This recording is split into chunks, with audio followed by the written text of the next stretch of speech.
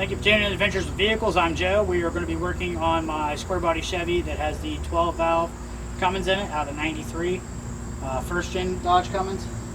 So we are going to be modifying the valve covers because I had some issues with sealant with the head studs. So the head studs were sticking up too tall and allowing it to hit the valve cover. I had to modify the inside of the valve cover, which I'll show you how to do that and modify the head stud. So hope you guys enjoy the video. That's probably tight enough. It's a small bolt. It's all good.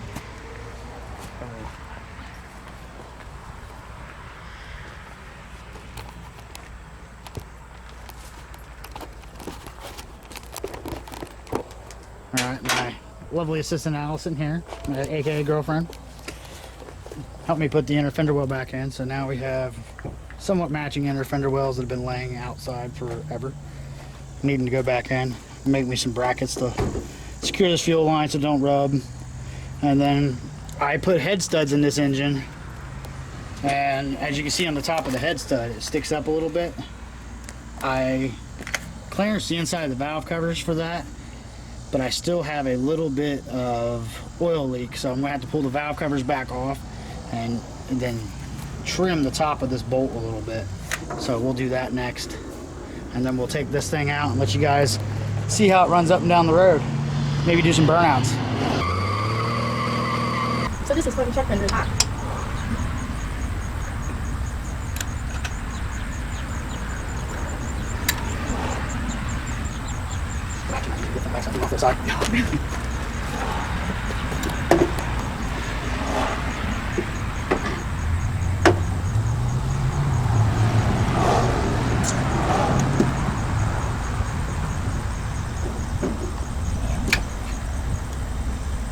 Oh, bro. Now stick all these off. Makes my edge on the top of the radiator. It makes it a pull over.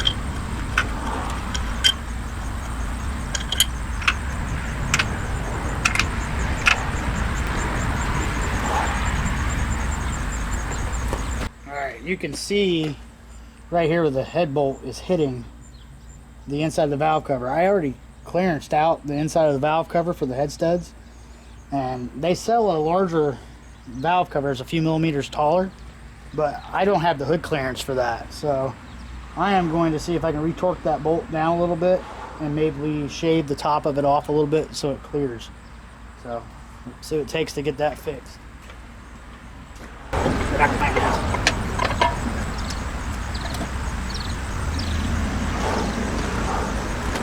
Alright, you can see what I'm talking about, how the head bolts stick up a little bit.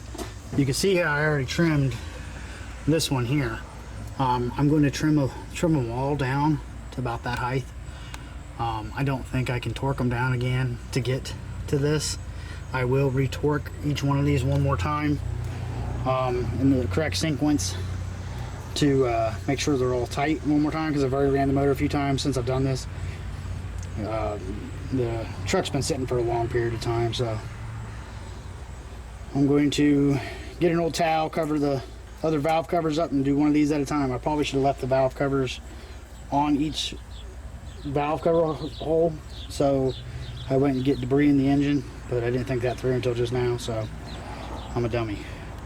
This is what I came up with. I cut a hole in the towel about the size of the bolt so I can grind the head of this down, and then I'm going to use a shop vac to try to capture as much of the grinder dust as I can. I want to cover off the inlet of my turbo and see if we can fake this together.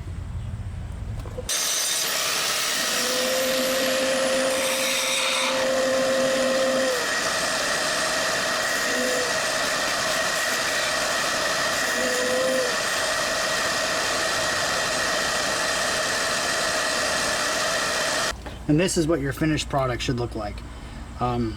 Some of these bolts are sticking up higher than others. It all depends on the casting and the block and how far down it's tapped. That was the issue what I was running into, and I tried to retorque these. I didn't put that in the video because it was boring. So I'm going to do this, repeat this across all 6, recheck my valve covers. If that does not work, I'm going to have to go with a taller valve cover. But just repeat across all 6, and we'll show you what it looks like and see, hopefully, that it don't leak. When you guys go to buy your gaskets, to replace your valve cover gaskets, don't cheap out like I did on the, I think it was Mr. Gasket brand. Go straight to Cummins and get the ones made in USA, because these ones suck really, really bad. I don't know if they were Mr. Gasket or not. It's whatever I got out of Riley's, but the fitment on them is horrible. So that might be some of my gasket leak there. So, I mean, I replaced them, and it still leaks the next day. So I did that yesterday or the day before. So now I'm grinding the head bolts to see if that was the issue. But the more I look at this gasket is just horrible. So, but yeah, just buy the Cummins brand ones directly from the dealer, and I think you'll have a better result on sealing. If these ones still leak, that's what I'm going to do. Like this bolt here had a lot more threads than the rest of them. I think this one had like 1.5 more threads on the stud than the rest of them did. I tried running the stud back down and back up a couple times and tried to get it to go down further, it wouldn't go down no further.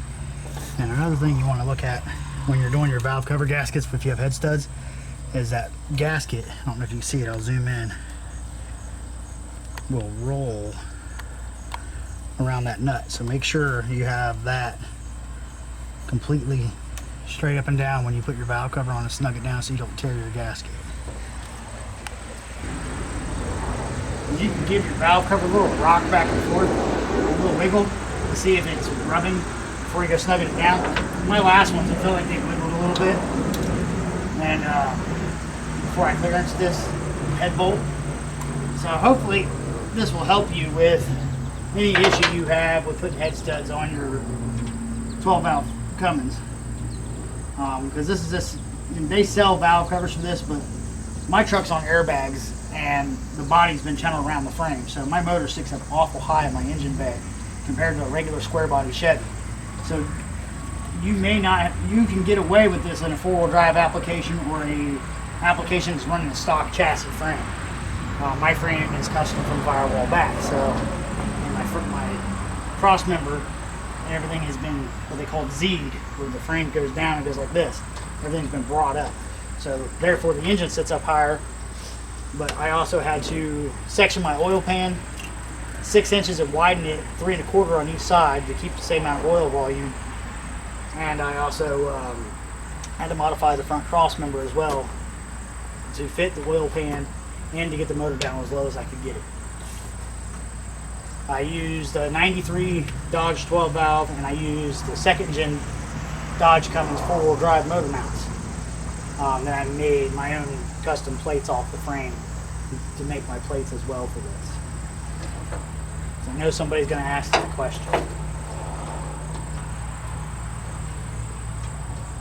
You won't have to do this on your truck unless it's body dropped and the motor's recessed in the firewall like this one. I have to take this valve cover back off to fake the other one back in there. Oh, you don't have to worry about putting that gasket back on that one. I'll have to put it on first out here. It won't make the turn anyway with that on there.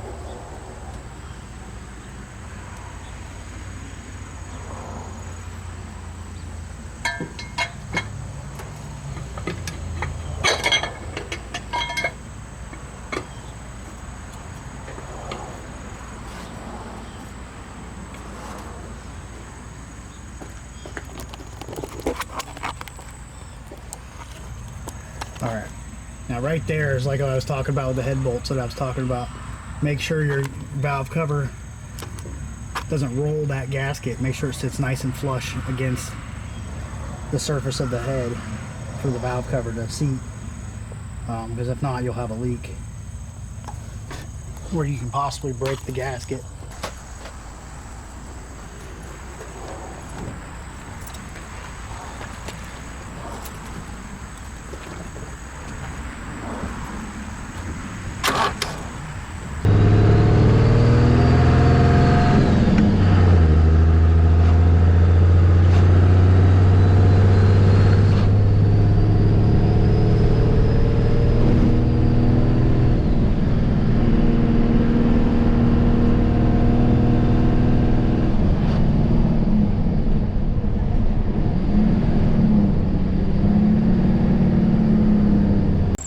Alright, as you can see here, I don't have any more oil leaks.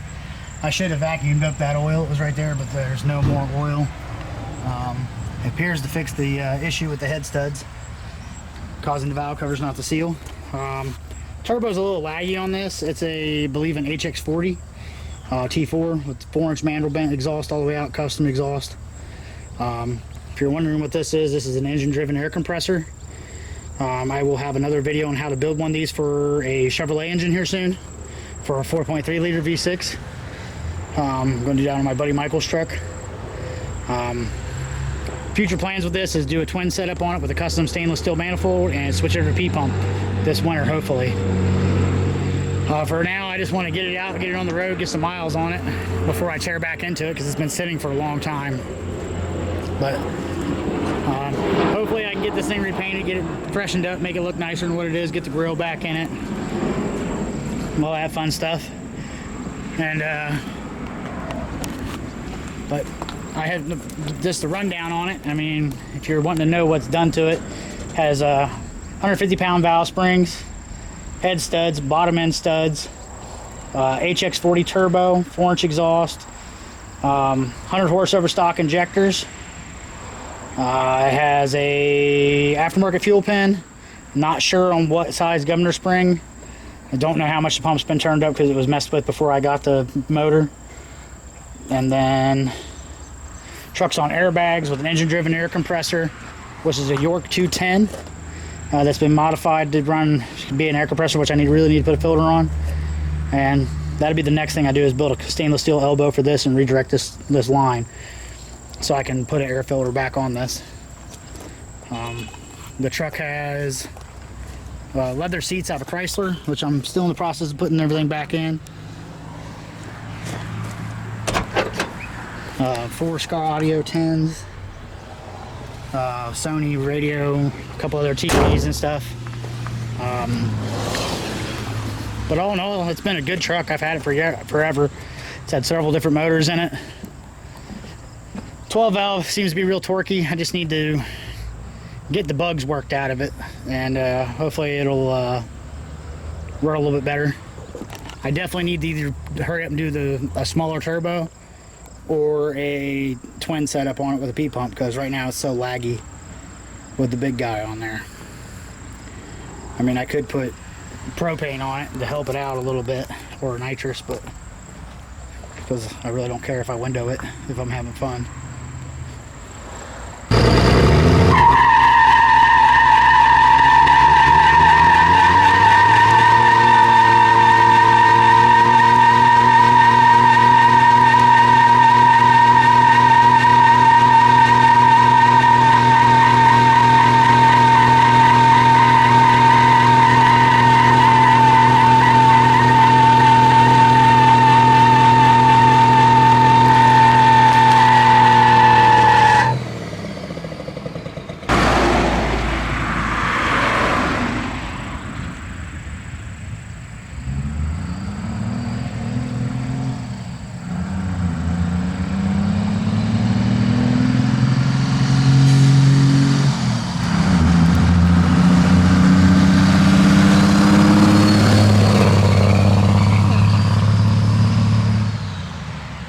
Hopefully you guys enjoyed the video on how to modify your valve covers to clear the ARP head studs. All torque specs are going to be different compared to different bolt manufacturers, so if you're curious on what the torque specs is on your head bolts for this, just Google it on ARP's website. They're really good about having torque specs. I left that part out because every bolt manufacturer is different, so I don't know what your head bolt you're using or what you got to do to modify yours. But hopefully this helped you out with the clearance issues with the valve covers. I wish I would have had video of me porting out the valve cover before, but I didn't have my YouTube channel when I started that. So, but hope you guys enjoyed my my truck, and I'll get some more video of this thing doing some dumb stuff hopefully here soon. Stay tuned, catch you on the next one.